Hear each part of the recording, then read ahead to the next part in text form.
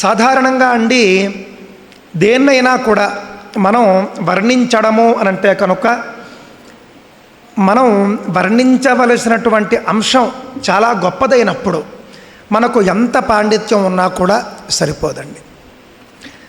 పరమశివుడికి కావచ్చు, మహావిష్ణువుకి కావచ్చు, అమ్మవారికి కావచ్చు, వాళ్ళను వర్ణిస్తూ ఎన్ని స్తోత్రాలున్నాయి, ఎన్ని సహస్రనామావళు ఉన్నాయి, ఎన్ని అష్టోత్తరాలు ఉన్నాయి, కానీ ఇంకా కూడా వర్ణించడం మానేశారా? అలాగని వాళ్ళందరూ కూడా వర్ణించిన పండితులంతా కూడా ఆయా దేవీ దేవతల్ని సంపూర్ణంగా వర్ణించేశారు అని చెప్పేసి మనం చెప్పడానికి వీలవుతుందా? వీలు కాదు. ఎందుకు అనంటే అంత గొప్ప దేవీ దేవతల గురించి వర్ణించాలి అనంటే కనుక సాక్షాత్తు ఆ దేవీ దేవతలే మనల్ని ఆవహించాలి. అదేవిధంగా నేడు శృంగేరి పీఠం గురించైనా, శృంగేరి జగద్గురువుల గురించైనా నేను చెప్పాలి అనంటే కనుక, పీఠ వైభవాన్ని చెప్పాలి అనంటే కనుక, వారు అనుగ్రహిస్తే, వారు మనతో మాట్లాడిస్తే సాక్షాత్తుగా శారదా స్వరూపులు మనకు అక్కడ పీఠాధీశ్వరులుగా మనకు కనిపిస్తారండి. శారదామాత శృంగేరి పీఠంలో ఉంటుంది. ఎంత అద్భుతంగా మనకు దర్శనమిస్తుంది. ఆ అమ్మవారిని మనం దర్శించినంత మాత్రం చేతనే నిజంగా మనం ఎంతో దివ్యానుభూతికి మనం లోనవుతూ ఉంటాం. అలాంటి శృంగేరి పీఠం గురించి మనం మాట్లాడాలి. సాక్షాత్తుగా శారదా స్వరూపులైనటువంటి జగద్గురువులు నేను ఇందాక చెప్పాను, ఆదిశంకర భగవత్పాదాచార్యుల వారు కనుక అవతరించి ఉండకపోతే ఈ దేశమంతా కూడా బౌద్ధ దేశం అయి ఉండేది ఒకానొక సందర్భంలో. ఆ తరువాత బౌద్ధ దేశం అనేది వాళ్ళు బౌద్ధం శాంతి మతం అంటారు కదండి, శాంతి శాంతి అంటారు, యుద్ధాలు వద్దంటారు. తద్వారా బౌద్ధం వల్ల ఏమైందంటేనండి మన భారతదేశంలో యుద్ధ విద్యలు అంతరించిపోయాయండి. ఇది మనమంతా కూడా గుర్తుంచుకోవాల్సినటువంటి అంశం. అసలు యుద్ధం అనేది చేయకూడదు, ఎప్పుడూ కూడా శాంతితోనే ఉండాలి అని చెప్పేసి బౌద్ధం చెప్పడం ద్వారా, రాజుల్ని కూడా ప్రభావితం చేయడం ద్వారా రాజులు యుద్ధాలు చేయడం మానేశారు. ఎప్పుడైతే రాజుల యుద్ధాలు చేయడం మానేశారో అప్పుడు క్రమక్రమంగా ఒక 3-4 తరాలు అయ్యేసరికి యుద్ధ విద్యలు అంతరించిపోయేటటువంటి ప్రమాదం ఏర్పడిందండి. ఎప్పుడైతే ఆ విధమైనటువంటి ప్రమాదం ఏర్పడిందో, అదే బౌద్ధ మతం కనుక భారతదేశంలో కొనసాగి ఉంటే మొత్తం నేడు ఏ 2 మతాలతోనైతే ప్రపంచమంతా కూడా బాధపడుతూ ఉన్నదో ఆ మతాల్లో ఒక మతం మన భారతదేశాన్ని ఆక్రమించేటటువంటి ప్రమాదం ఉండేది. ఎందుకు? వీళ్ళు అసలు యుద్ధం చేయరు. వాడెవడైనా చక్కగా అస్త్రశస్త్రాలతో వచ్చాడు అనుకోండి, ఓచకోత కోస్తూ వచ్చాడు అనుకోండి, ఎదుర్కొనే నాథుడు ఉండడు. సో అత్యంత సులభంగా చక్కగా వాళ్ళ యొక్క రాజ్యాలు ఇక్కడ స్థాపితం అయిపోతాయి. ఆ విధమైనటువంటి దుస్థితి భారతదేశానికి రాకుండా కాపాడింది ఎవరు అనంటే ఏకైక వ్యక్తి, ఆయనే ఆదిశంకర భగవత్పాదాచార్యుల వారు. వారు కనుక ఒక్కవేళ అవతరించి ఉండకపోతే ముందుగా బౌద్ధ దేశమై ఆ తర్వాత వేరే మ్లేచ్ఛ మతాలకు ప్రభావితమయ్యి మొత్తం భారతదేశం అంతా కూడా మ్లేచ్ఛ మతాలతో నిండిపోయి ఉండేది. నేటికి కూడా భారతదేశంలో ధర్మం ఉన్నది అనన్నా, వేదాలు ఉన్నాయి అనన్నా, వేద విద్య పరిరక్షింపబడుతూ ఉన్నది అనన్నా, అదేవిధంగా ప్రజలు ఇంకా సనాతన ధర్మ మార్గంలో ఉన్నారు అనన్నా కూడా దానికి కారణం శంకరాచార్యుల వారు, వారి పరంపరలో వచ్చినటువంటి ఆమ్నాయ పీఠాధిపతులు మరియు ఇతర గొప్ప గొప్ప అధిపతులు, పీఠాధిపతులు, స్వామీజీలు కూడానండి. ఆ విధమైనటువంటి గొప్ప ఆదర్శాన్ని శంకరులు భారతీయ సమాజానికి అందించారండి. మనలో చాలా తక్కువ మందికి తెలిసినటువంటి ఒక విషయం కూడా నేను మీకు చెబుతానండి.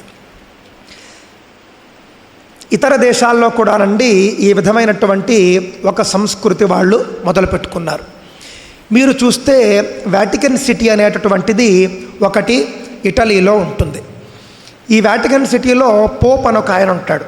మనం అన్ని మతాలను గౌరవిస్తాం కదండి, అన్ని మతాలను ఆదరిస్తాము, స్వీయ మతాన్ని మనం ఆచరించుకుంటాం. అయితే ఈ వాటికన్ సిటీలో ఉండేటటువంటి పోప్ అనే ఆయన ప్రపంచంలో ఉన్నటువంటి అత్యధికులైనటువంటి ఒక వర్గానికి చెందినటువంటి క్రైస్తవులకు మతాచార్యుడుగా ఉంటాడు ఆయన. ఈ విధంగా ఆ పోపు ఏది చెబితే అది వాళ్ళ మతంలో ఉన్నటువంటి వాళ్ళంతా కూడా వింటూ ఉంటారండి.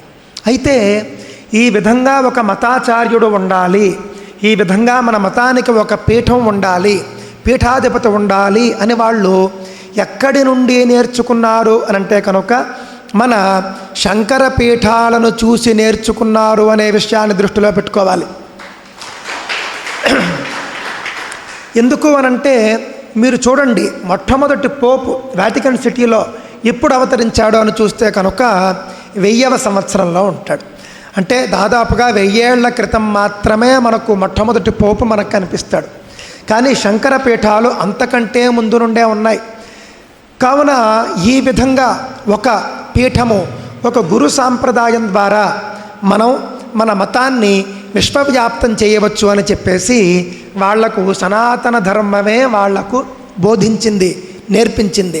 తద్వారా అక్కడ ఉన్నటువంటి పోపులకు కూడా మన గురువులు జగద్గురువులుగా ఉన్నారు అని మనం చెప్పడంలో ఎలాంటి అతిశయోక్తి కూడా ఉండదండి.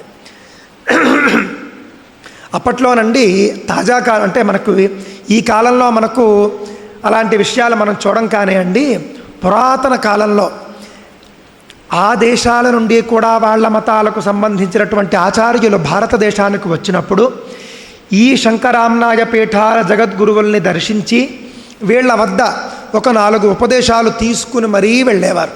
ఎందుకు అనంటే భారతదేశం అంటే జ్ఞాననిధి అని వాళ్ళకు తెలుసు.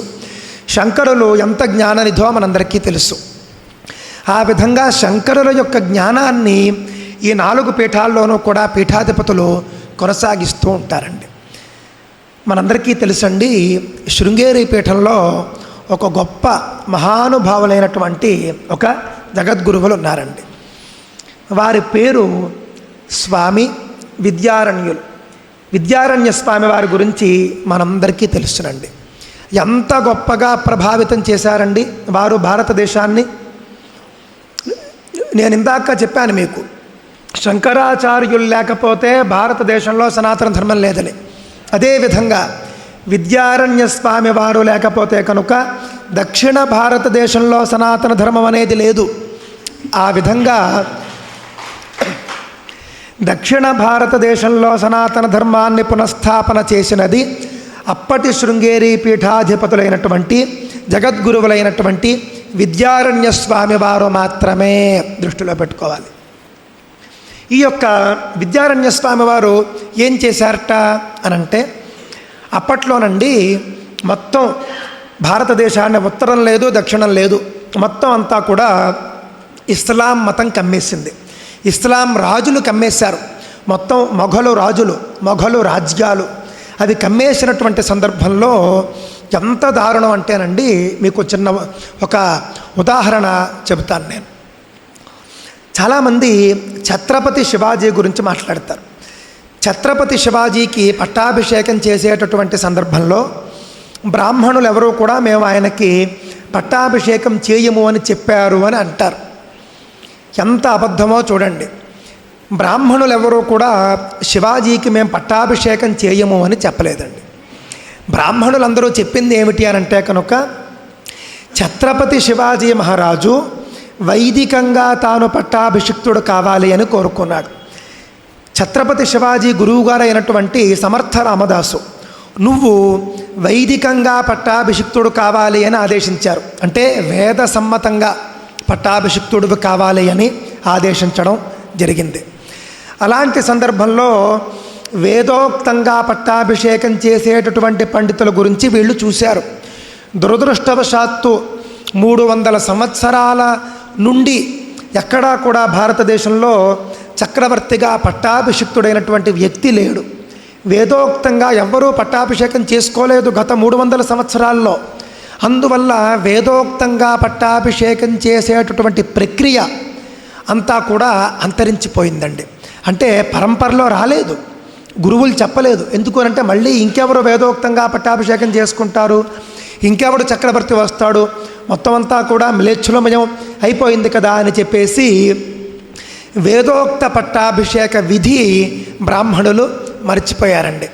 అప్పుడు ఛత్రపతి శివాజీ వేదోక్తంగా పట్టాభిషేకం కావాలి అని అనడంతో మాకు రాదంటే మాకు రాదు అని చెప్పేసి బ్రాహ్మణులంతా అన్నారు. ఇందులో తప్పే ఉంది చెప్పండి?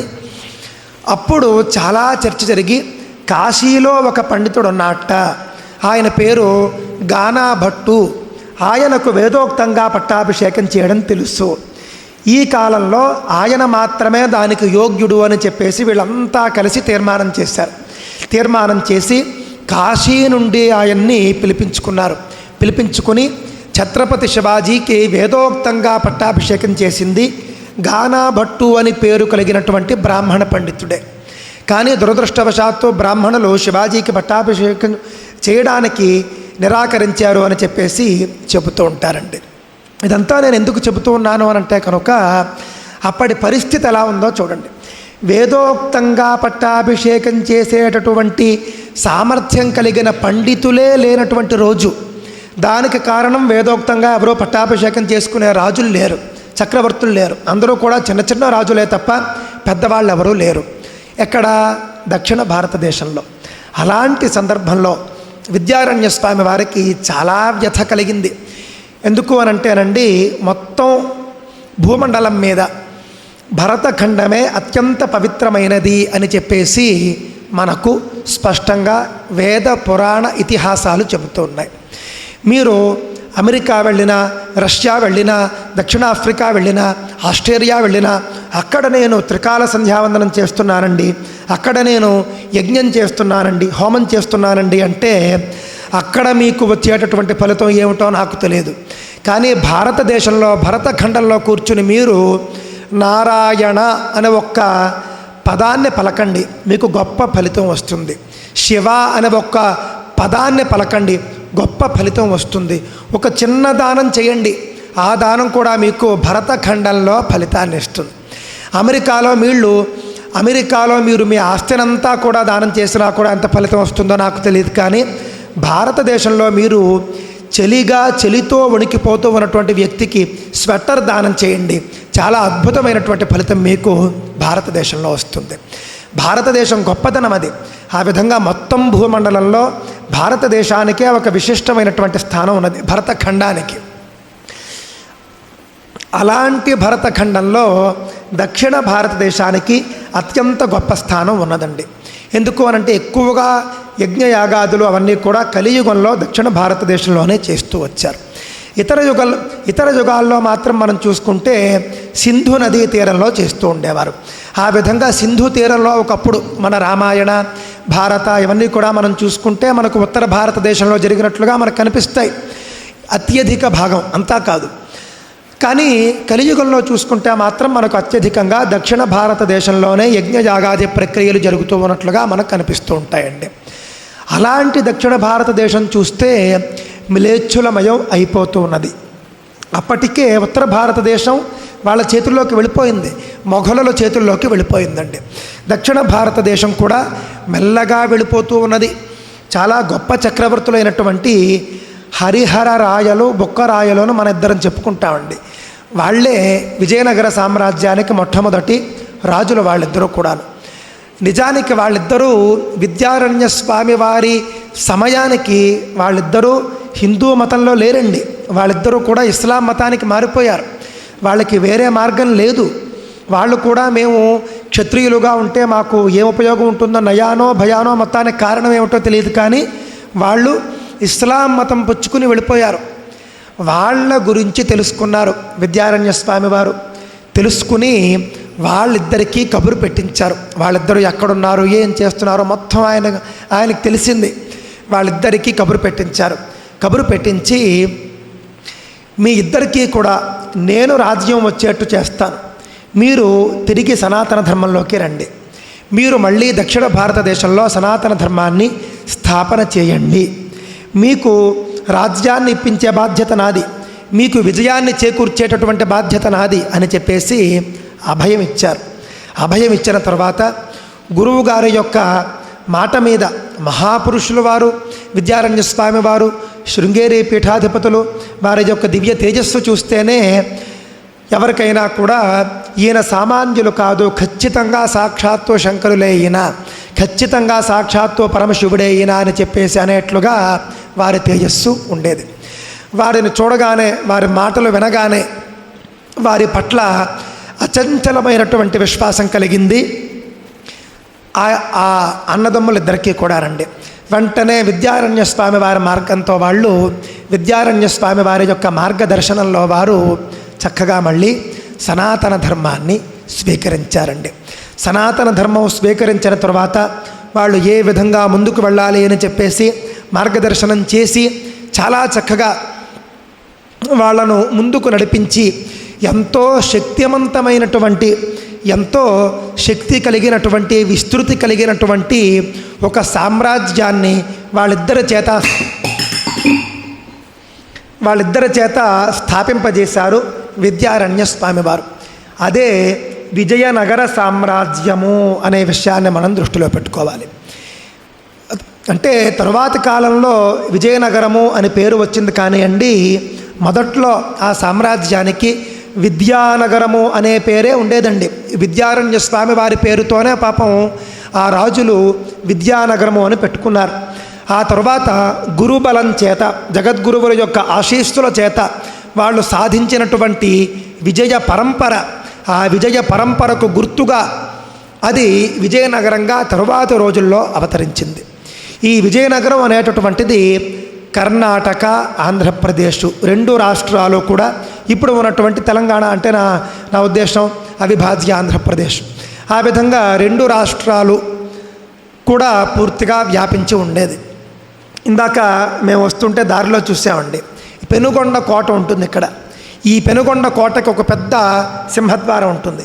ఆ సింహద్వారం బయట కృష్ణదేవరాయల వారి విగ్రహం కూడా ఉంటుందండి. ఆ విధంగా ఇప్పుడు మనం ఉన్నటువంటిది కూడా విజయనగర సామ్రాజ్యంలో భాగమైనటువంటి అనంతపురంలో మనం ఇక్కడ ఉన్నామండి. ఎంత గొప్ప పేరండి అనంతపురం అంటే కనుక.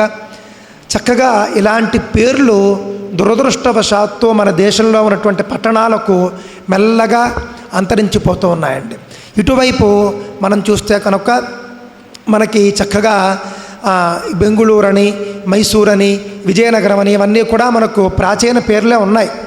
ఇటువైపు మనం చూసుకుంటూ ఇలా వెళ్ళామనుకోండి, మనకేమో హైదరాబాద్ అని, నిజామాబాద్ అని, మహబూబ్ నగర్ మొత్తం అంతా కూడా మిలేచ్ఛ నామాలు, మొత్తం అంతా కూడా మిలేచ్ఛుల పేర్లు అవన్నీ కూడాను. హైదరాబాద్ అని చెప్తాం మనం. అంటే హైదర్ అని ఒక ఆయన ఉండేవాడు. అతను ఆ యొక్క వాళ్ళ సామ్రాజ్యంలో పరమ దుర్మార్గుడు. వాడి పేరు మీద వచ్చినటువంటిది హైదరాబాద్. అది చాలదు అన్నట్లుగా మళ్ళీ అక్కడ హైదర్ నగర్ అనేటటువంటిది ఒక పేరు. ఈ విధంగా మనం చూసుకుంటూ పోతే అండి ఆ విధమైనటువంటి పేర్లు అక్కడ ఉన్నాయి. కానీ మన అదృష్టం చూడండి, ఇక్కడ అనంతపురము అనే పేరు. అనంతుడంటే ఎవరండి? మహావిష్ణువు. ఏదైనా మనం కార్యక్రమం చేసుకున్నప్పుడు, వైదిక క్రతువు చేసుకున్నప్పుడు చిట్ట చివరిలో అంటే ఆశ్వలాయనంలో ఉంటుంది, మా ఋగ్వేదంలో ఉంటుందండి. అచ్యుతాయ నమః, అనంతాయ నమః, గోవిందాయ నమః అని మనం చెబుతాం. ఎందుకు చెబుతాం? ఈ కర్మలో వచ్చేటటువంటి లోపదోషాలు ఏవైనా ఉంటే కనుక ఆ లోపదోషాలు పోవడం కోసం, కర్మ పరిసమాప్తి కావడం కోసం మనం చాలా చక్కగా మనం ఆ యొక్క కర్మ పరిపూర్తి అయ్యే మనకు ఫలితం ఇవ్వాలి అనే ఉద్దేశంతో మనం ఆ నామాలు స్మరిస్తాం. ఆ విధంగా అచ్యుత నామం కానీ, అనంతనామం కానీ, గోవిందనామం కానీ ఎంతో మంచి ఫలాన్ని మనకిస్తాయి. మనం కేవలం అచ్యుతాయ నమః అంటే చాలు, అనంతాయ నమః అంటే చాలు, గోవిందాయ నమః అంటే చాలు. అందులో అనంతాయ నమః మధ్యనామం చూడండి, అటు ఒక నామం ఇటు ఒక నామం. ఆ రెండు నామాల మహిమను కూడా ఈ నామానికి కొంత పంచుతూ మధ్యలో ఉన్నటువంటిది అనంతనామం. అలాంటి అనంతనామంతో ఉన్నటువంటి అనంతపురంలో మనం ఉన్నామండి. ఈ అనంతపురం కూడా మనం చూసుకుంటే కనుక విజయనగర సామ్రాజ్యంలో మనకు భాగంగా మనకు కనిపిస్తూ ఉన్నది. ఇంతకీ అనండి చాలామంది దురదృష్టవశాత్తు కృష్ణదేవరాయల్ని ఏం చేస్తారంటే ఆయన్ని కన్నడ రాజు అంటారు. ఈయన ఏ విధంగా కన్నడ రాజు అయ్యాడో నాకైతే తెలియదు. మరి కన్నడ రాజు అయినటువంటి ఆయన పెనుగొండలో కోట ఎందుకు కట్టుకున్నాడు? ఇటువైపు కాళహస్తిలోని, అలాగే శ్రీశైలం, ఇతర తిరుపతి మొదలైనటువంటి పుణ్యక్షేత్రాల్లో ఆయన గోపురాలను ఎందుకు నిర్మించాడు? ఆయన తిరుమల క్షేత్రం ఉంది చూసారా, తిరుమల క్షేత్రానికి ఆయన గొప్ప గొప్ప కానుకలు ఎందుకు ఇచ్చాడు? ఇదంతా కూడా మనం చూసుకున్నప్పుడు అనిపిస్తుందండి. ఇప్పటికీ కూడా మనం ఆనంద నిలయం అంటాం. ఆ యొక్క తిరుమల వెంకటేశ్వర స్వామిని మనం దర్శించినప్పుడు నైవేద్యాలు లోపల చేస్తూ ఉంటారండి. ఇంతింత పెద్ద పెద్ద గంగాళాలు ఉంటాయి. ఆయనకు ఎంత సంపద ఉన్నప్పటికీ కూడా తలుచుకుంటే ఆ యొక్క వెంకటేశ్వర స్వామికి ఇంతింత బంగారు గంగాళాల్లో నైవేద్యాలు పెట్టగలిగేటటువంటి సంపద తిరుమల తిరుపతి దేవస్థానానికి ఉన్నప్పటికీ కూడా నేటికి నాటి కృష్ణదేవరాయలు సమర్పించినటువంటి ఆ యొక్క ఇత్తడి గంగాళాల్లోనే ఎప్పటికీ కూడా వండి నైవేద్యాలు పెడుతూ ఉంటారు. దానికి కారణం ఏమిటి అని అంటే కనుక ఆయన గొప్పదనాన్ని గుర్తించడం, ఆయన్ను మనం గుర్తు చేసుకోవడం. మీ అందరికీ తెలిసే ఉంటుంది, మనం తిరుమల ప్రధాన ఆలయం లోపలికి వెళ్ళిన వెంటనే కుడి చేతి వైపు అనుకుంటానండి, కుడి చేతి వైపు ఎడం చేతి వైపు 3 విగ్రహాలు ఉంటాయండి. ఆ విగ్రహాలు ఎవరివి అని అంటే కనుక మీకు ఎవరికైనా తెలుసునండి అక్కడ ఉండేటటువంటి విగ్రహాల గురించి?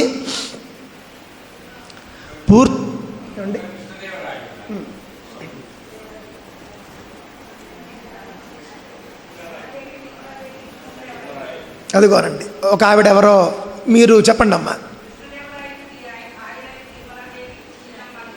అదండి, మనకు తిరుమల ఆలయం లోపలికి వెళ్ళగానే కృష్ణదేవరాయల విగ్రహం ఉంటుంది.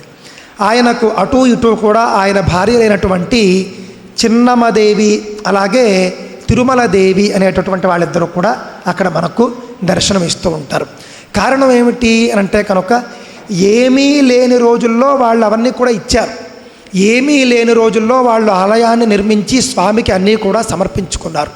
కావున వాళ్ళ వంశస్థులే నేటికి కూడా ధర్మకర్తలుగా మన వాళ్ళు భావిస్తారు. అంతటి గొప్పది ఆ యొక్క విజయనగర సామ్రాజ్యం అండి.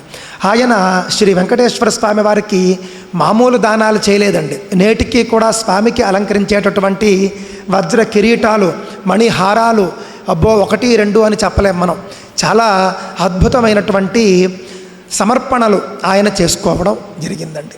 అలాంటి కృష్ణదేవరాయలు ఏ సామ్రాజ్యంలో చక్రవర్తి అండి? విజయనగర సామ్రాజ్యంలో ఆయన చక్రవర్తి. ఆ విజయనగర సామ్రాజ్యాన్ని స్థాపించింది ఎవరండి? హరిహర రాయలు, బుక్కరాయలు. ఆ ఇద్దరికీ కూడా గురువులు ఎవరండి? మార్గదర్శకులు ఎవరండి? సాక్షాత్తు శృంగేరి పీఠాధిపతులు జగద్గురువులు అయినటువంటి పరమపూజ్య శ్రీ విద్యారణ్య స్వామి వారు అనే విషయాన్ని మనం దృష్టిలో పెట్టుకోవాలండి. అంత గొప్ప పీఠం ఆ యొక్క శృంగేరి పీఠం. నాటి నుండి కూడా శృంగేరి పీఠం ఎదుర్కొన్నటువంటి సమస్యలు పాపం చాలా ఉన్నాయండి. నేడు మనకు కనిపిస్తూ ఉన్నది, మనం ఎప్పుడూ కూడా మన కళ్ళ ముందు కనిపించేదంతా కూడా ఎంతో అత్యంత సాదాసీదాగా అంతా బాగానే ఉంది కదా అనిపిస్తూ ఉంటుంది. కానీ పాపం స్వాతంత్రానికి పూర్వం శృంగేరి పీఠం కూడా అనేక దాడులకు లోనయ్యింది అనే విషయాన్ని మనం దృష్టిలో పెట్టుకోవాలి. రకరకాల రాజుల మధ్య యుద్ధాలు జరుగుతూ ఉండేవి. ఆ యుద్ధాల్లో కొంత పీఠం కూడా పాపం ఇబ్బంది పడుతూ ఉండేది. కొంత పీఠ ఆస్తులు పాస్తులు నాశనం అయిపోతూ ఉండేవి. సరే, పీఠానికి ఆస్తులు ఉంటే ఎంత, లేకపోతే ఎంత, వాళ్ళకేం ఆస్తులు అక్కర్లేదు. కాకపోతే పీఠంలో ఉన్నటువంటి ఆలయాలు కూడా కొన్ని సందర్భాల్లో ధ్వంసమైనటువంటి పరిస్థితి ఉందండి. పీఠంలో ఉన్నటువంటి బ్రాహ్మణులు, పండితులు, పరివారం, సేవకులు, అన్ని వర్ణాలకు చెందినటువంటి సేవకులు ఉండేవారు. వాళ్ళందరూ కూడా ఆ యొక్క యుద్ధాల్లో పీఠం ధ్వంసమైతే చాలా చాలా బాధపడుతూ ఉండేవారు. ఇలా ధ్వంసం అవుతూ ఉండేది, అలా మళ్ళీ ఒక ఆయన వచ్చి ఉద్ధరిస్తూ ఉండేవాడు. ఇలా ఏదో ఒక చిన్న డ్యామేజ్ అవుతూ ఉండేది, అలా మళ్ళీ ఇంకొకరు వచ్చి ఉద్ధరిస్తూ ఉండేవారు. ఈ విధంగా ఆ యొక్క జగద్గురువుల పరంపర నేటికి కూడా శృంగేరి పీఠంలో కొనసాగుతూ వస్తూ ఉన్నదండి. సాక్షాత్తుగా అండి నేటి జగద్గురువులు మనం చూసుకుంటేనండి పరమపూజ్యులు భారతీ తీర్థస్వామి వారు. వారిని దగ్గరగా చూసిన వారికి అర్థమవుతుందండి ఎంతటి విద్యావంతులు వారు. విద్య ముఖ్యమండి. అంటే శారదాపీఠం మనందరికీ తెలుసు, దక్షిణామ్నాయ పీఠం అని మనం అంటాం. అంటే దక్షిణ ఆమ్నాయం. అంత గొప్ప పీఠానికి పీఠాధిపతిగా ఉన్నవారు ఏ విధంగా విద్యను కలిగి ఉంటారో, సాక్షాత్తుగా శారదాదేవి పీఠం మీద కూర్చుని ఉంటే ఏ విధంగా విద్యను కలిగి ఉంటుందో అంత గొప్ప విద్యను మన పూజ్య భారతీ తీర్థస్వామి వారు కలిగి ఉన్నారండి. మహామహోపాధ్యాయులు ఇక్కడే ఉన్నారు. అలాంటి వాళ్ళందరికీ కూడా తెలుసునండి. ఎందుకంటే వారి యొక్క వాక్యార్థాలు చూసుంటారు, వారి యొక్క ఉపన్యాసాలు చూసి ఉంటారు. వారు పండితులు వాక్యార్థాలు చేస్తూ ఉన్నటువంటి సందర్భంలో వీరు చేసేటటువంటి మార్గదర్శనం, వీరు వేసేటటువంటి ప్రశ్నలు అవన్నీ కూడా చూసినప్పుడు వారి యొక్క విద్య ఏమిటి అనేటటువంటిది అందరికీ కూడా అర్థమవుతూ ఉన్నదండి. వేదంలో వారికి ఉన్నటువంటి నిష్ణాతృత్వం గురించి వేరే చెప్పాల్సినటువంటి అవసరం లేదు. వారు వచ్చినటువంటి పండితుల్లో మహాపండితులు అనేటటువంటి వాళ్ళను వారు విశేషమైనటువంటి వాత్సల్యం చేత ఒక పనస అందిస్తూ ఉంటారు. ఆ పనస ఆ పండితుల పాపం వచ్చినప్పటికీ కూడా అంత పెద్ద పీఠాధిపతి శారదా స్వరూపుల ముందు చెప్పడానికి కాస్త కొంతమంది భయపడుతూ ఉంటారు. కొంతమంది మాత్రం చక్కగా ధైర్యంగా శారదాదేవి అనుగ్రహం చేత చెప్పగలుగుతూ ఉంటారు. ఆ విధంగా వారు వేదముల యందు విశేషమైనటువంటి జ్ఞానాన్ని కలిగి ఉంటారు. అదేవిధంగా శాస్త్రముల యందు షట్శాస్త్రముల యందు విశేషమైనటువంటి జ్ఞానాన్ని కలిగి ఉంటారండి. శాస్త్రం అనేటటువంటిది వేదం ఎంత గొప్పదో అలాగే శాస్త్రం కూడా అంతే గొప్పదండి. పైగా శాస్త్రం మనం అర్థం చేసుకోవాలి అని అంటే కనుక సాదాసీదా జ్ఞానం మనకు పనికిరాదు. వేదం అబ్బి ఉండాలి. వేదం అబ్బిన తర్వాత శాస్త్రం మనకు అబ్బాలి అని అంటే కనుక అంతటి విశేషమైనటువంటి బుద్ధిశక్తి ఉండాలి. అందున మళ్ళీ 6 శాస్త్రాలు, ఎక్కడ తర్కము, వేదాంతము అంటే వేదాంతం చిట్ట చివరిది అనుకోండి, తర్కము, వ్యాకరణము, మీమాంస అంటే పూర్వమీమాంస, ఉత్తరమీమాంస, అలాగే వేదాంత శాస్త్రం.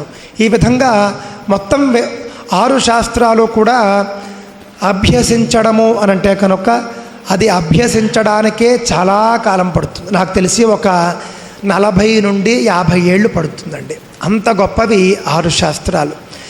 అలాంటి శాస్త్రాలన్నీ కూడా అధ్యయనం చేయడం మాత్రమే కాకుండా ఆకళింపు చేసుకుని, ఇప్పుడు చదువుకోవడం వేరు, చదువుకున్న తర్వాత వాటిని వంట పట్టించుకోవడం వేరండి. వంట పట్టించుకోవడం అంత సులభమైనటువంటి విషయమా అండి?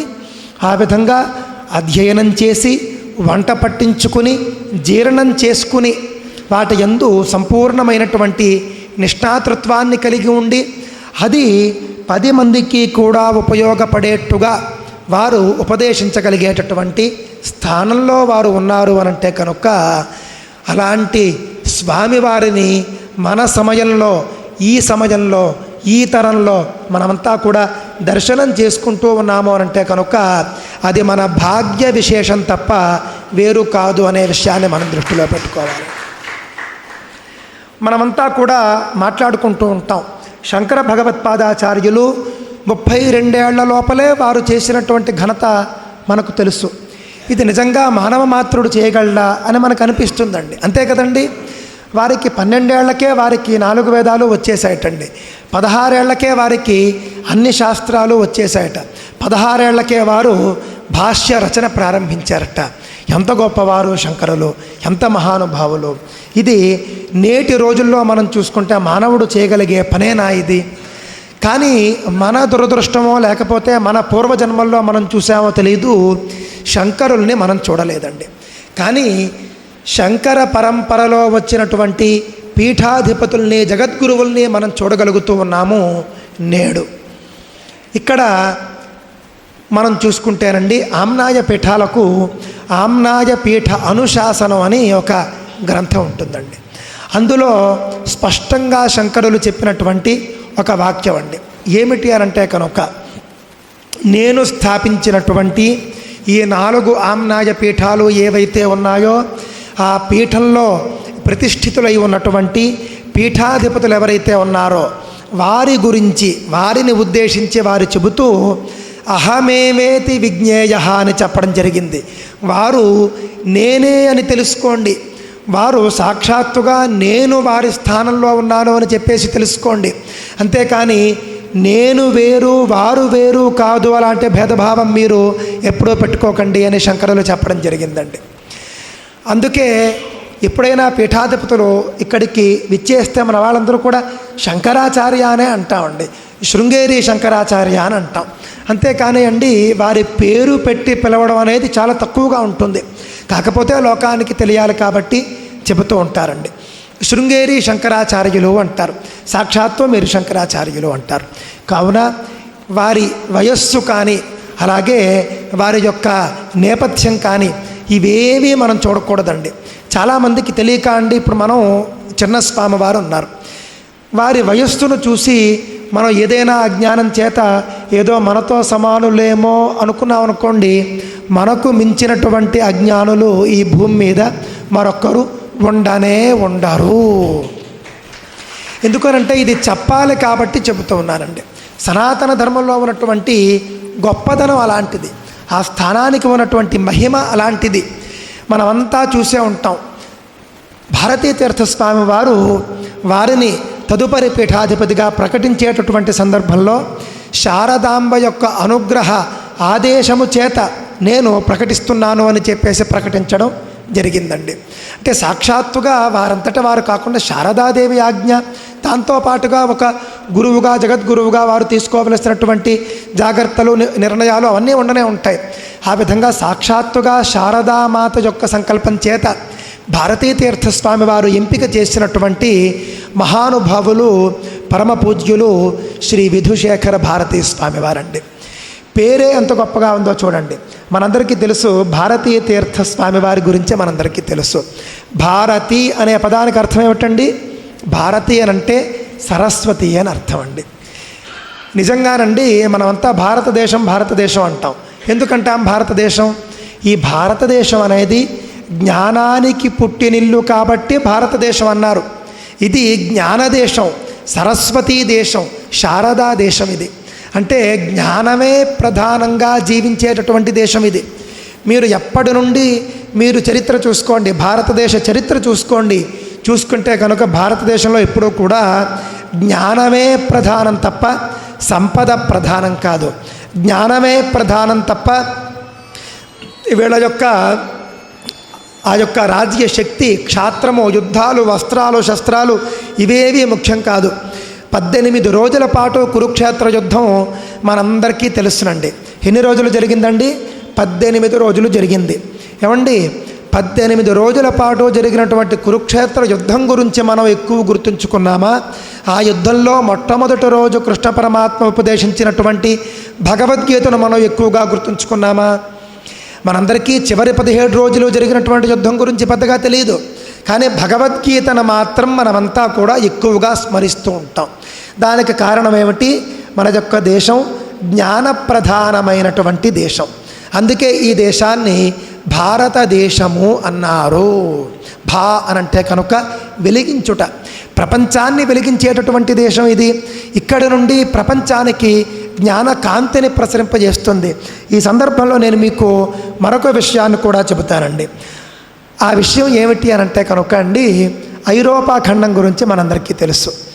ఐరోపా ఖండం అటండి అంటే భారతదేశంలో మనం ఇప్పుడు చూస్తే సెక్యులరిజం అనే మాట మనం ఎక్కువగా వింటూ ఉంటామండి. సెక్యులరిజం అంటే ఏమిటి? లౌకికవాదం అంటారు. లౌకికవాదం అనేటటువంటి పదం నిజానికి మనది కాదండి. ఎవరిది ఇది అని అంటే కనుక ఐరోపా ఖండం నుండి మనం దిగుమతి చేసుకున్నాం. ఎందుకు దిగుమతి చేసుకున్నాము? వాళ్లకు ఈ విధమైనటువంటి జ్ఞానం వాళ్లకు లేదు.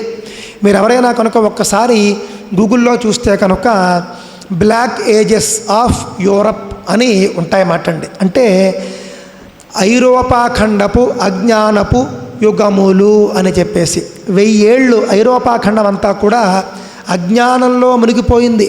పూర్తిగా వాళ్ళ యొక్క రాజ్యం, వాళ్ళ యొక్క రాచరిక వ్యవస్థ ఇదంతా కూడా మతమౌఢ్యంలో నిండిపోయింది.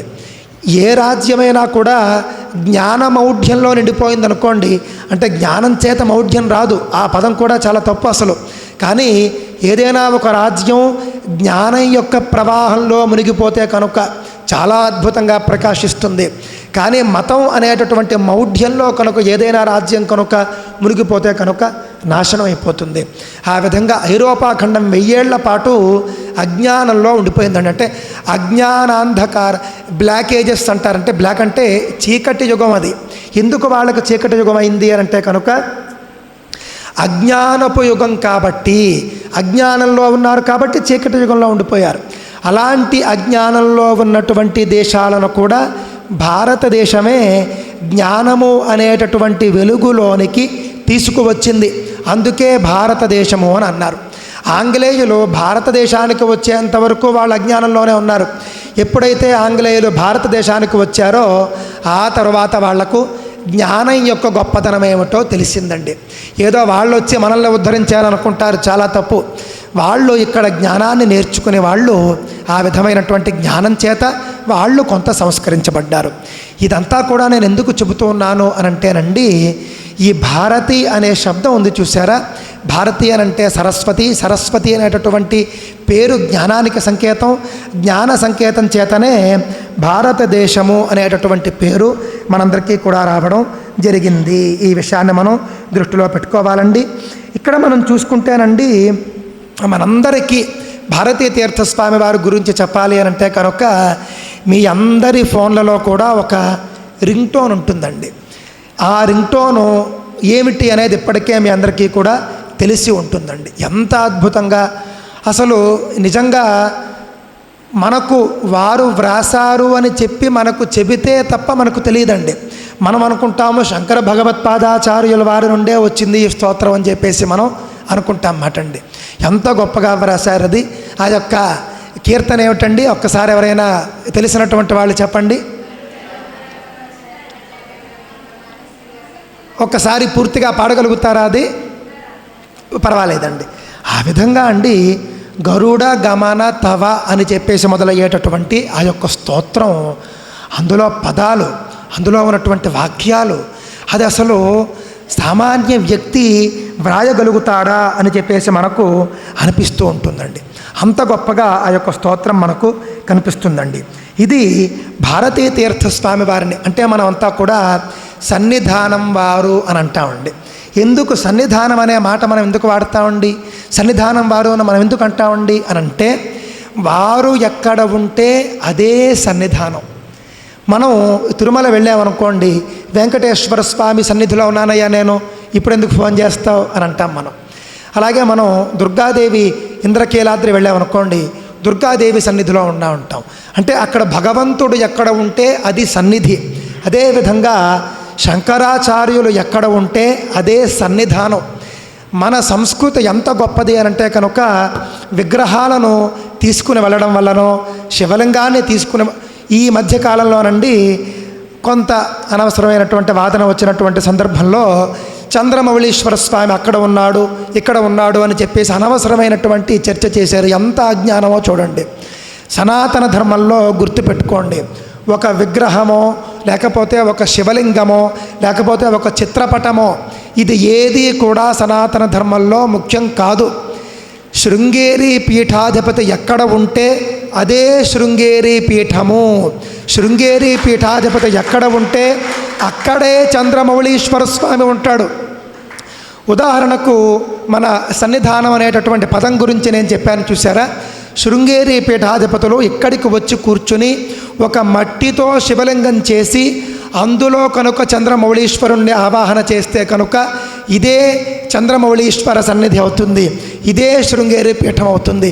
మళ్ళీ దానికి వేరే శివలింగం కావాలా, వేరే మూర్తులు కావాలా? కాషాయం కట్టుకున్నటువంటి వాళ్ళు కూడా ఈ విధంగా అజ్ఞానంతో ఆలోచిస్తారా అని చెప్పేసి నేను అప్పుడు చాలా బాధపడినటువంటి క్షణాలండి. నేటికి కూడా మనం ఈ పీఠాలను మనం ఎందుకు గౌరవిస్తామండి? శంకర పీఠం అని మనం అంటాం. మనం శంకరాచార్యుల్ని చూస్తాం. ఎంతమంది శృంగేరి వెళ్ళి శంకరాచార్యుల్ని దర్శించుకోవడానికే కదండి అందరూ వెళ్ళేటటువంటిది. మిగిలిన వాటి గురించి ఎంతమంది ఆలోచిస్తారు అంటే, శారదా అమ్మవారిని మనం దర్శించుకుంటాం, కానీ తత్సమానంగా మనం శంకరుల్ని దర్శించనిదే మనం ఎవరూ కూడా శృంగేరి నుండి మనం తిరిగి రావండి. కావున వారు ఎక్కడ ఉంటే అదే పీఠం, వారు ఎక్కడ ఉంటే అదే సన్నిధానం. అందువల్ల మనమంతా కూడా సన్నిధానం వారు అని అంటామండి. మీకు ఇంకొక మాట కూడా నేను మీకు ఈ సందర్భంగా చెబుతానండి. విదేశీ ఆక్రమణదారుల యొక్క ఆక్రమణల్లో మనం చాలా ఆలయాలని మనం కోల్పోయామండి. అందులో కాశీ ఉన్నది, సోమనాథం ఉన్నది, అనేక జ్యోతిర్లింగాలు ఉన్నాయండి. కానీ అండి నేడు మళ్ళీ అక్కడ ఆలయాలు పునరుద్ధరణ చేశారు. మళ్ళీ మనం అక్కడ అంతే పవిత్ర భావం చేత వెళ్ళి దర్శనం చేసుకుంటూ ఉన్నాం. కారణం ఏమిటి అని అడిగితే మీలో ఎంతమందికి సమాధానం తెలుసో నాకు తెలియదండి.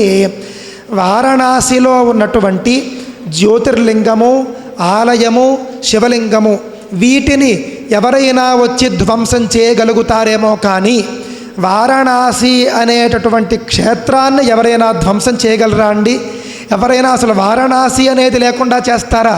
అసలు చేయడం సాధ్యపడుతుందా? కావున మనవి విగ్రహ ప్రధాన ధర్మం కాదు, క్షేత్ర ప్రధాన ధర్మం. విగ్రహ ప్రధాన ధర్మం కాదు, మనకు గురు ప్రధాన ధర్మం. కావున గురు సన్నిధే మనకు కాశీ అవుతుంది, గురు సన్నిధే మనకు క్షేత్రం అవుతుంది. చాలామంది కుంభమేళాకు వెళ్ళలేకపోతున్నాము అని చెప్పేసి బాధపడుతూ ఉంటారు, చూసారా? ఒక్కసారి చూడండి, మీరు ఈ 2 చిత్రాలు చూడండి, చెబుతాను నేను మీకు. మహాశివపురాణంలోనండి ఒక గొప్ప స్తోత్రం ఒకటి ఉందండి. ఇది కూడా నాకు శృంగేరి జగద్గురువుల పరంపరలో ఉన్నటువంటి ఒక మహానుభావులు స్వామివారు చెప్పినటువంటిదండి. ఏమిటి అనంటే కనుక చాలామంది కుంభమేళాకు వెళ్ళలేకపోతున్నామే అని చెప్పేసి బాధపడుతూ ఉంటారు కదండి. నాకు తెలిసి ఇక్కడ ఉన్న వాళ్ళలో ఎంతమంది వెళ్ళారో తెలియదు. వెళ్ళగలిగేటటువంటి ఆర్థిక సామర్థ్యం ఉన్న అక్కడకు వెళ్ళిన తర్వాత నడక ఉంటుంది అని చెప్పేసరికి అందరూ బెదిరిపోతూ ఉన్నారు. అమ్మ బాబోయ్, మేము 8 కిలోమీటర్లు నడవాలి, 10 కిలోమీటర్లు నడవాలి, మా వల్ల కాదు అని చెప్పేసి. అలాంటి వాళ్లకు సంబంధించి ఉన్న చోటనే కుంభమేళ ఏ విధంగా అనేది చెబుతాను చూడండి మీకు. శివపురాణంలో చెబుతూ ఉన్నారండి, యత్రత్రయం సదా తిష్ఠేత్ ఏతతో శుభతరం ద్విజాః తస్య దర్శన మాత్రేణ వేణీ స్నాన ఫలం లభేత్. అవేమిటంటే, ఎక్కడైతేనట 3 మనకు కనిపిస్తూ ఉంటాయో ఆ 3 ధరించినటువంటి వ్యక్తిని మనం దర్శిస్తే చాలు, మనం కుంభమేళాలో త్రివేణి సంగమంలో స్నానం చేసినటువంటి ఫలితం వస్తుంది అని చెప్పారు. ఏమిటా 3 అనంటే కనుక చాలా అద్భుతంగా చెబుతూ ఉన్నారు. మొట్టమొదట శివనామ అన్నారు. ఆ వ్యక్తి శివనామాన్ని స్మరించేటటువంటి వాడు అయి ఉండాలి. పొద్దున్న లేస్తే మన జగద్గురువులు చేసేది ఏమిటండి? చంద్రమౌళీశ్వర పూజ. చంద్రమౌళీశ్వర నామస్మరణ లేకుండా పూజ చేస్తారా? కావున ఎల్లప్పుడూ కూడా శివనామాన్ని స్మరిస్తూ ఉంటారు మన జగద్గురువులు. 2వ లక్షణాన్ని చెబుతూ ఉన్నారండి. ఏమిటి? నుదుటన విభూతి ధరించి ఉండాలట. ఆ విధంగా మరి ఇక్కడ ఉన్నటువంటి భావచిత్రాల్లో కూడా ఎంత సంపూర్ణంగా విభూతి ధరించి ఉన్నారో చూడండి జగద్గురువులు. 2. 3వ లక్షణాన్ని చెబుతూ ఉన్నారు. శివనామాన్ని ఎల్లప్పుడూ స్మరించేవారై ఉండాలి, నుదుటన విభూతి ధరించేవారై ఉండాలి. 3వది తథా రుద్రాక్ష ఏవచ అన్నారు. రుద్రాక్ష కూడా ధరించి ఉండాలి. ఈ 3 లక్షణాలు కూడా కలిగినటువంటి వ్యక్తి ఎవరైతే ఉంటారో ఏతత్రయం మహాపుణ్యం అన్నారు. త్రివేణీ సదృశం స్మృతం. మనం కుంభమేళాలో ప్రయాగరాజులో మనం వెళ్ళి గంగా యమున సరస్వతి సంగమంలో స్నానం చేయాలి అని చెప్పేసి మనమంతా ఉవ్విళ్ళూరుతూ ఉన్నామో, ఎవరికైతే వెళ్ళడం కుదరదో, ఎవరికైతే వెళ్ళడం చేత కాదో వారు త్రివేణి సమానమైనటువంటివి, గంగా సమానమైనటువంటిది శివనామస్మరణ, అదేవిధంగా విభూతి సమానమైనటువంటిది యమునా నది, అదేవిధంగా సరస్వతి సమానమైనటువంటిది రుద్రాక్ష ధారణ. ఈ 3 ధరించినటువంటి ఒక వ్యక్తిని తస్య దర్శన మాత్రేణ వేణీ స్నాన ఫలం లభేతని చెప్పారు. కావున ఒక్కసారి మనం శృంగేరి వెళ్ళినా లేకపోతే వారు సన్నిధానం వారి ఇక్కడికి వచ్చినా కూడా మనం దర్శిస్తే చాలు, త్రివేణి సంగమంలో మనం స్నానం చేసినటువంటి ఫలితం వస్తుంది అని శివ మహాపురాణంలో ఉన్నదండి. ఇది మనమంతా కూడా దృష్టిలో పెట్టుకోవాల్సినటువంటి అంశం అండి. ఇది నేనేమీ రాసి చెప్పుకుంటూ ఉన్నటువంటివి కావు. మనకు నేను చెబితే మీరు ఈ యొక్క భావచిత్రాలు ఇక్కడ పెట్టలేదు, నేను వచ్చేప్పటికే ఉన్నాయి.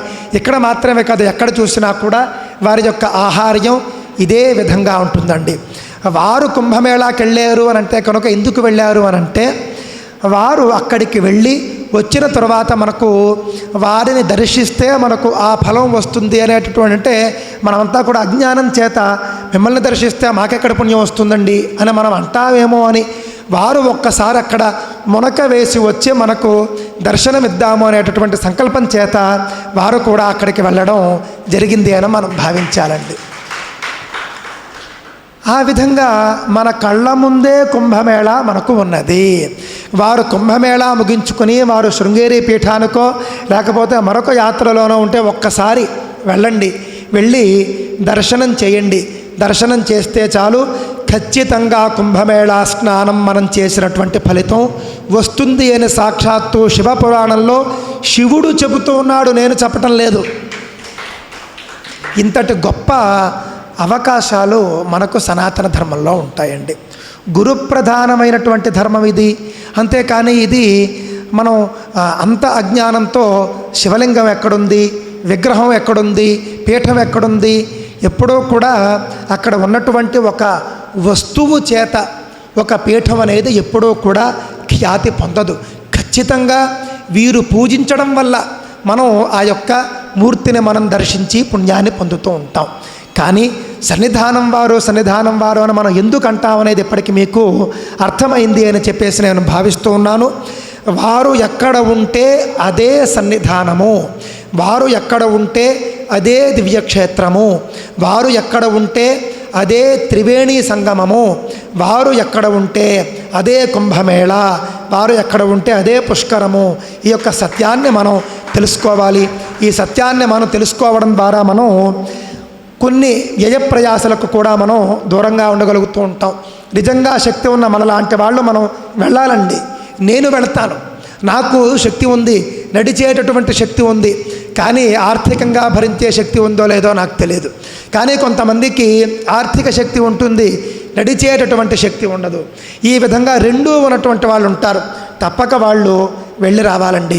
లేదానండి, మీలో చాలామంది పెద్దవాళ్ళు ఉన్నారు, మీ పెద్దవాళ్ళకి వెళ్ళాలనిపిస్తుంది, కానీ మేము ఇక్కడి నుండి ఇక్కడికి 100 అడుగులే వేయలేమండి, మేమెక్కడ వెళతామండి అని అంటే, మీరు వయసులో ఉన్నటువంటి ఒక వ్యక్తికి, మీ మనవడే కావచ్చు, మీ మేనలుడే కావచ్చు, మీ చుట్టమే కావచ్చు, మీ గురువే కావచ్చు, లేకపోతే మీ పురోహితుడే కావచ్చు, ఎవరికో ఒకరికి మీరు మా తరపున కుంభమేళాకి వెళ్ళి స్నానం చేసి రండి, మీ ఖర్చులు మేము భరిస్తాము అని కూడా మీరు ఆ విధంగా మీరు ఒక దానం చేయవచ్చు. తద్వారా కూడా మీరు వెళ్ళకపోయినా మీరు ఇచ్చినటువంటి ద్రవ్యం చేత ఒకరు స్నానం చేసి వస్తారు, ఆ నీరు మీకు తీసుకువచ్చి ఇస్తారు. అంతకు మించినటువంటి ఫలితం ఏముంటుంది? కావున శక్తి ఉన్నవారు వెళ్ళండి. శక్తి ఉన్నవారు ఒకరు వెళతాము అని అంటే కనుక వాళ్ళకు సహాయం చేయండి. ఈ రెండూ ఉన్నా లేకపోయినా కూడా ఇలాంటి ఈ యొక్క త్రివేణి సదృశులైనటువంటి, త్రివేణి సమానులైనటువంటి గురువుల్ని దర్శించండి, ఆ యొక్క ఫలాన్ని పొందండి. మన కళ్ళ ముందు మీకు వేదాంతంలో ఒక అద్భుతమైనటువంటి ఉపాఖ్యానం ఉంటుందండి, అది సరదాగా ఉంటుంది. అది నేను చెప్పి నేటి ప్రవచనాన్ని ముగించే ప్రయత్నం చేస్తాను. అదేమిటి అని అంటే కనుక ఒక న్యాయం ఉందండి వేదాంతంలో, నాకు హఠాత్తుగా గుర్తు రావటం లేదు. అదేమిటి అని అంటే కనుక ఒక భార్యాభర్తలు ఇద్దరు ఉన్నారండి. ఆ భార్యాభర్తలిద్దరూ కూడా చక్కగా సుఖంగా ధర్మబద్ధమైనటువంటి జీవనాన్ని గడుపుతూ ఉన్నారు. భర్తకు ఒక మిత్రుడు ఉన్నాడు. ఆ మిత్రుడు ఎక్కడికో ఒక యాత్రకు వెళుతూ ఉన్నాడు. అతని వద్ద ఒక బంగారు హారం ఒకటి ఉంది. అతను ఇంట్లో లేనటువంటి సందర్భంలో దొంగలు పడి ఆ బంగారు హారాన్ని దొంగిలిస్తారేమో అని భావించి అతను ఏం చేశాడు, ఇతని వద్దకు వచ్చి, ఈ బంగారు హారం నీ వద్ద కాస్త జాగ్రత్త చేయవయ్యా, నేను యాత్రకు వెళ్ళి వచ్చిన తర్వాత నేను ఈ బంగారు హారాన్ని నీ దగ్గర తీసుకుంటాను అని చెప్పేసి మిత్రుడికి ఇచ్చాడు. ఈ మిత్రుడు ఏం చేశాడు అని అంటే, ఆ హారాన్ని భార్యకిచ్చి, నువ్వు ఈ యొక్క హారాన్ని చాలా జాగ్రత్తగా ఉంచు, మళ్ళీ నా మిత్రుడు వస్తాడు, వచ్చినప్పుడు నేను అందజేయాలి, దయచేసి జాగ్రత్తగా ఉంచు అని చెప్పేసి ఇచ్చాడు. ఈవిడకి ఇంకా జాగ్రత్త. ఈవిడేం చేసింది, అక్కడో ఎక్కడో పెట్టేస్తే నేను మర్చిపోతానేమో అని చెప్పేసి మెడలో వేసేసుకుంది ఆ యొక్క హారాన్ని. అంతవరకు బాగానే ఉంది. ఇంకా రేపే వచ్చేస్తున్నాడు మిత్రుడు ప్రవాసాన్ని ముగించుకుని. భర్త చూస్తేనేమో ఇవాళ సాయంత్రానికే వచ్చేస్తాడు. సాయంత్రం అన్ని పనులు పూర్తి చేసుకుని అప్పుడు ఈవిడికి హారం గురించి గుర్తొచ్చింది. హారం ఎక్కడుంది ఈవిడికి అర్థం కాలేదు. ఇల్లంతా కూడా వెతికేస్తూ ఉన్నది. బీరువాలు, ట్రంకు పెట్లు, కుండలు, అటకలు అన్నీ వెతికేస్తూ ఉన్నది. ఎక్కడా హారం లేదు. లబోదిబోమంటోంది, ఏడుస్తోంది, పడబొబ్బలు పెడుతోంది. ఇంతలో భర్త రానే వచ్చాడు. వచ్చి ఏమిటి నేను వెళ్ళేంత వరకు బాగానే ఉన్నావు, ఇంతలో నీకేమి కష్టం వచ్చింది, ఎందుకు నువ్వు ఏడుస్తున్నావు, బాధపడుతున్నావు అని అంటే వెంటనే అసలు ఎంతకీ చెప్పదు, విషయం చెప్పదు. అయ్యో ఏదో మనం చూస్తూ ఉంటాం చూసారా సినిమాల్లో, ఆ విధంగా ఏదో చెప్పబోతుంది, బావురమంటుంది, ఏడుస్తుంది, విషయం చెప్పదు, కన్నీళ్ళు ఆపదు, ఏడు పాపదు, ఏం జరిగిందో చెప్పదు. ఈ విధంగా చాలాసేపు సస్పెన్స్ తరువాత అన్నట్లుగా చాలాసేపటి తర్వాత కొంచెం ఆవిడ కొంచెం ముందు నువ్వు ఏడు పాపి జరిగింది ఏమిటో చెప్పమ్మా అని చెప్పేసి అంటే, మీరు ఇచ్చినటువంటి హారాన్ని నేను పోగొట్టేశానండి, మీకేమి సమాధానం చెప్పాలో నాకు తెలియటం లేదు, మీరు మీ మిత్రుడికి ఏ సమాధానం చెబుతారో నాకు అర్థం కావటం లేదు అని చెబితే, అంతేనా, నువ్వు మరీ అజ్ఞానురాల్లాగా ఉన్నావమ్మా, నువ్వు నీ మెడలోనే ఉంది చూడు ఆ యొక్క హారం, నీ మెడలో ఉన్నదాన్ని నువ్వు లేదు అనుకుంటూ ఉన్నావు, పోయింది అనుకుంటూ ఉన్నావు అని చెప్పేసి ఆయన ఆ యొక్క హారం ఎక్కడుందో తెలియజేస్తాడు. ఇది ఆత్మజ్ఞానం గురించి చెప్పేటటువంటి సందర్భంలో చెబుతారు మాటండి.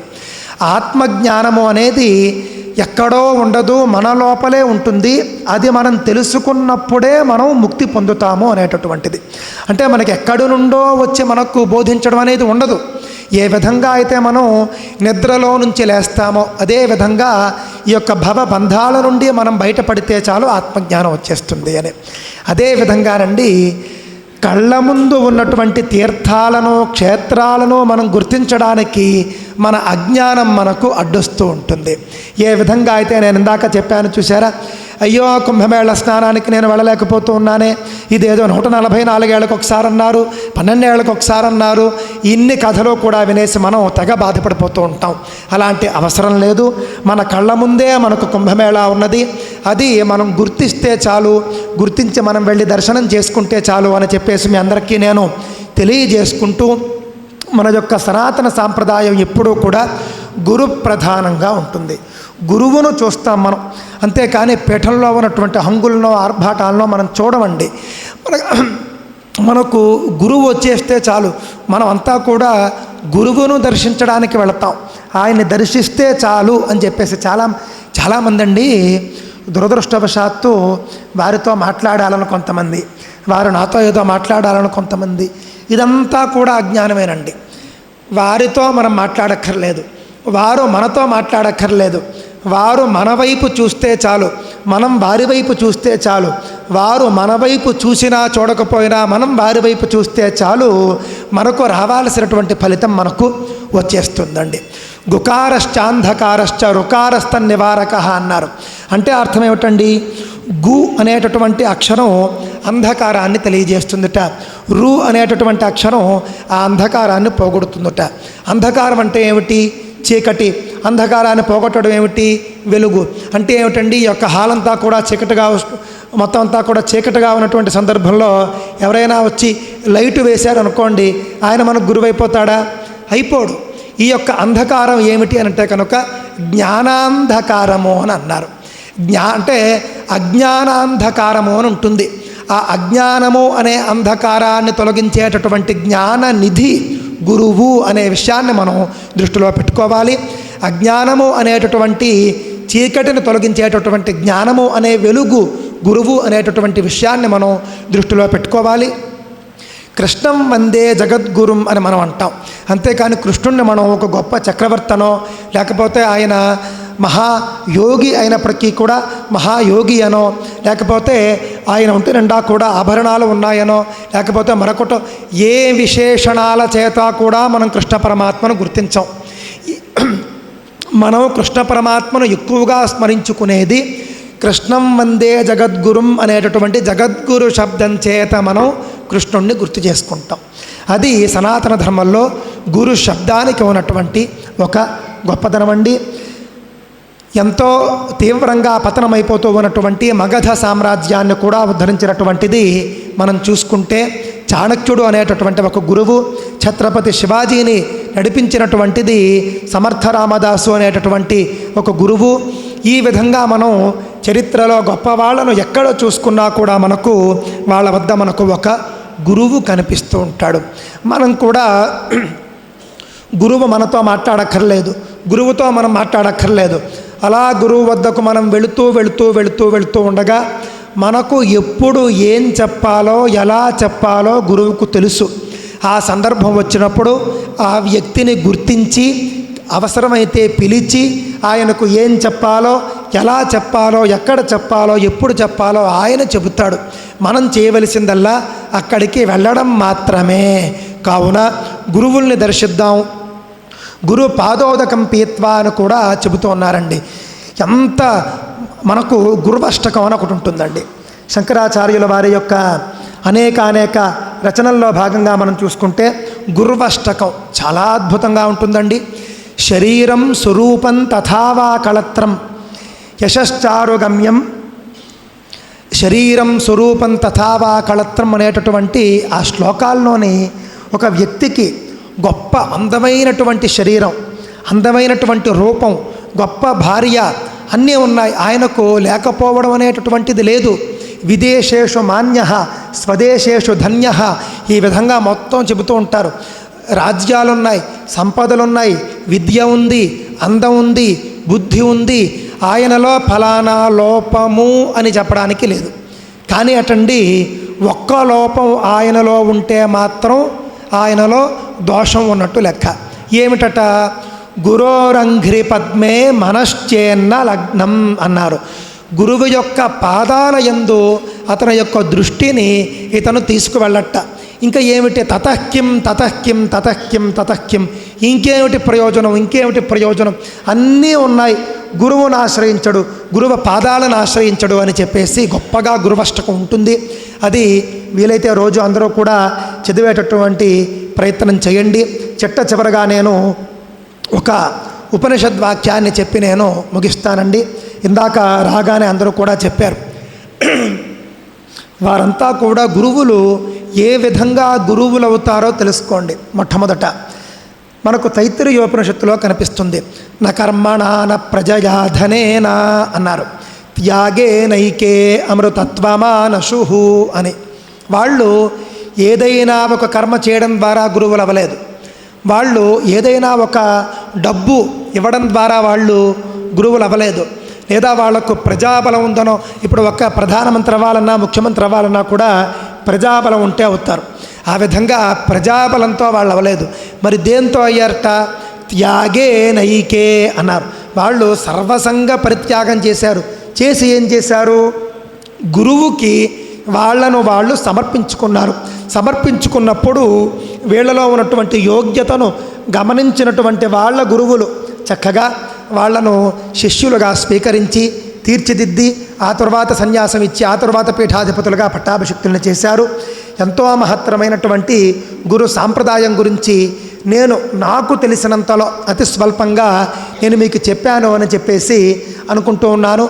మరొక్కసారి శంకరాచార్యుల వారిని స్మరిస్తూ శృతి స్మృతి పురాణానాం ఆలయం కరుణాలయం నమామి భగవత్పాద శంకరం లోకశంకరం. శ్రీ శంకర భగవత్పాదాచార్యేభ్యో నమః. శ్రీ భారతీ తీర్థ గురుభ్యో నమః. శ్రీ విధుశేఖర భారతీ గురుభ్యో నమః. స్వస్తి. ఓం శాంతి శాంతి శాంతి. Thanks for watching. Please comment, like, share and subscribe our channel.